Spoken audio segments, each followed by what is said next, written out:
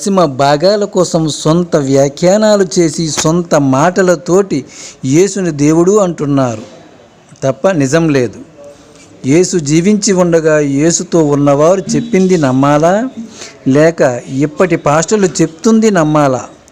యేసుతో ఉన్నవాళ్ళు మాటల కంటే పాస్టర్లు చెప్పే మాటనే ఎక్కువగా నమ్ముతున్నాము.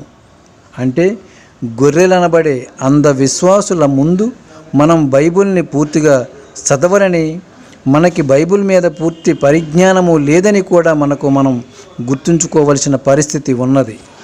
మత్తయి సువార్త, మార్కు సువార్త, లూకా సువార్త, యోహాను సువార్త ఇవన్నీ సందర్భాల్లో యేసు దెయ్యం పట్టినవాడు అని బైబిల్లో చెప్పడం జరుగుతుంది. అంటే అప్పట్లో యేసుతో ఉన్న వారే యేసును దెయ్యం పట్టినవాడు అంటుంటే, ఇప్పుడు పాస్టర్లు మాత్రం దేవుడిని చెప్పి దోసుకుంటున్నారు, దశమ భాగాలు దొబ్బి తింటున్నారు. ఇది ప్రతి ఒక్కరు కూడా గమనించండి.